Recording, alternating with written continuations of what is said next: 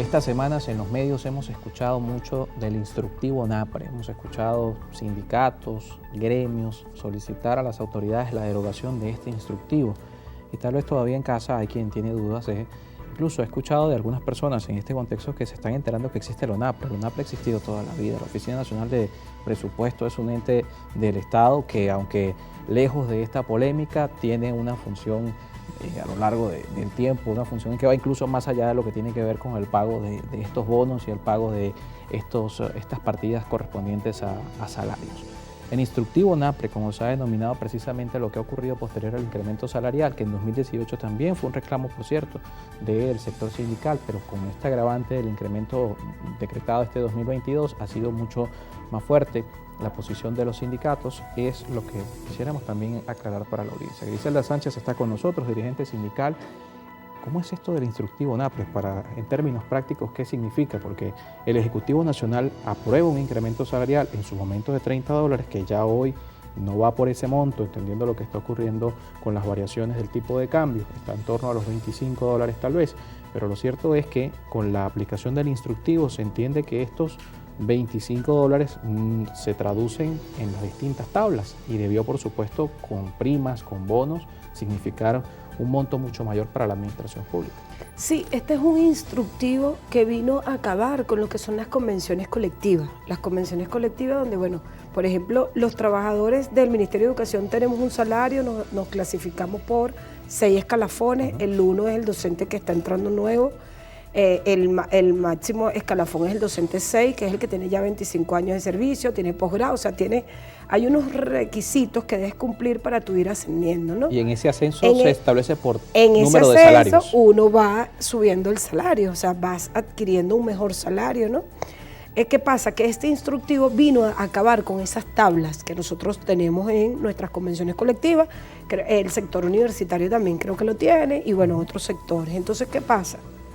Este instructivo vino a violar todo lo que es la progresividad, la conquista de nuestras convenciones colectivas. Nosotros tenemos que decirte, Carlos, que desde el año 2018, específicamente desde el mes de agosto, nosotros hemos estado en la calle, en protesta, en ruedas de prensa, en el IPASME, en la ONAPRE, o sea, hemos ido a todos los entes, a la vicepresidencia, a donde no hemos ido es a Miraflores, pero a la vicepresidencia, al Ministerio de Educación, al distrito, o sea, nosotros hemos hecho 1001 protestas para que este instructivo definitivamente sea derogado, porque es parte principal del problema.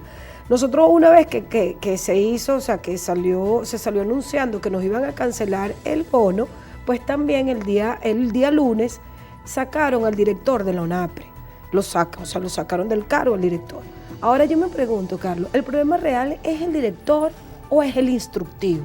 O sea, a nosotros no nos interesa quién sea el director, a nosotros lo que nos importa efectivamente, lo que sí va a causar impacto en los trabajadores es que ese instructivo sea derogado y que definitivamente se entienda que los trabajadores no podemos pagar las consecuencias del quiebre de la economía de un país, que los recursos en Venezuela hoy están mal administrados, porque vemos un derroche por un lado y por otro lado vemos las escuelas sin aguas, sin luz, sin el programa de alimentación escolar. O sea que el principal problema en Venezuela, sí es verdad, es el salario de los trabajadores, porque si no tienes salario, ¿cómo vas a la escuela? ¿Cómo te vistes? ¿Cómo comes? O sea, pero que son también muchos otros más los problemas de la educación.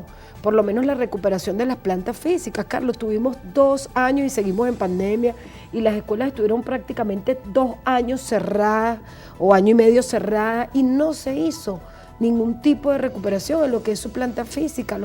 Los techos en las escuelas se caen, no se impermeabilizaron, no se dieron ni siquiera los mantenimientos mínimos para que las escuelas pudieran avanzar. Y yo digo mínimo por decir algo, porque no puede ser lo mínimo, Carlos, debe ser lo principal y lo fundamental. Ver que nuestros hospitales no tengan nada. Nosotros no tenemos hoy HCM, Carlos, no tenemos IPASME, no tenemos seguro funerario. Cuando se muere un maestro, eso es mensaje por todos lados, $1, se murió fulano de tal. No puede ser, Carlos. O sea, no puede ser que nosotros que hemos formado y preparado y los maestros le han dado tanto a este país, el pago sea ese.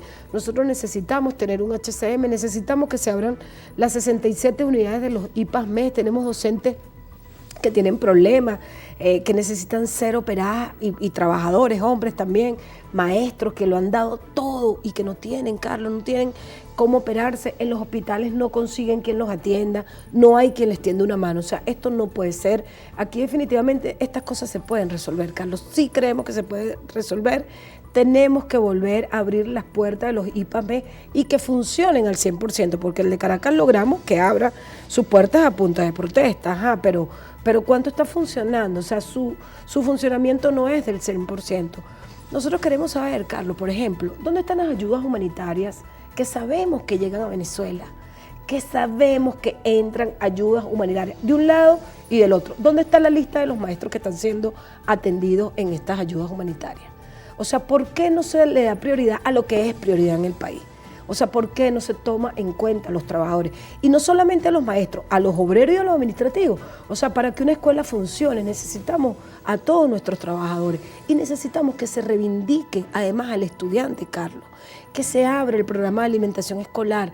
No es justo que los jóvenes no van a las escuelas porque no consiguen ni a sus maestros ni consiguen el plato de comida, Carlos, como era antes, que los jóvenes iban y pues podían tranquilamente, si no tenían comida en su casa, en la escuela. Yo me acuerdo, yo cuando daba clase, en las escuelas llegaba las proteínas, las ensaladas, la sopa, o sea, era un menú. Ahora eso es inexistente. Eso porque ya se pierden clases porque no hay agua. O porque no hay agua, Carlos. Las escuelas tienen, nosotros tenemos escuelas, por ejemplo, en la Candelaria, el preescolar Mari Pérez, que tiene más de 7 años que no llega el agua por tubo, que hay que contratar cisternas. O sea, el problema es más allá, o sea, el problema es un problema efectivamente bien profundo, que no se puede solucionar con un pañito de agua tibia y que nosotros definitivamente esperamos que se escuche el reclamo que hemos hecho, porque nosotros nos vamos a resistir a que la educación en Venezuela sea una educación mediocre. Nosotros creemos que aquí hay gente talentosísima, gente que tiene, gente que tiene cómo salir adelante, pero que necesita de una buena educación, necesita ese puente, necesita ese trampolín para avanzar. Y eso hoy estamos nosotros también pues trabajando para que esto efectivamente ocurra en nuestro país, porque sí hay recursos, Carlos. Yo quisiera saber... No es un problema de recursos, es de cómo se administran. De voluntad entonces. Política, es un problema de voluntad política y siempre lo decimos. Porque lo dijo un diputado, no hay recursos. Pedro Carreño lo dijo. Yo quisiera ver la cara a Pedro Carreño. Yo quisiera que nos dieran un derecho de palabra en la Asamblea Nacional para que él nos explique cómo era que él decía que no había recursos, para que Francisco Torrealba nos explique cómo fue que él dijo que nos habían cancelado completo, que son unos grandes mentirosos, que no les importa su reputación. Y yo sí creo que los venezolanos hoy estamos más conscientes que nunca de lo que está ocurriendo y que los trabajadores hoy apartamos la diferencia para unirnos y lograr que efectivamente nos escuchen. Bien, Griselda, muchísimas gracias por acompañarnos esta tarde. Griselda Sánchez con nosotros, dirigente sindical y también presidenta de la ONG Formación para la Dirigencia Sindical. Hacemos una pausa y al regreso lo vemos desde el punto de vista del sector universitario. José Gregorio Afonso estará con nosotros, secretario de Asuntos Académicos de la Asociación de Profesores de la Universidad Central de Venezuela.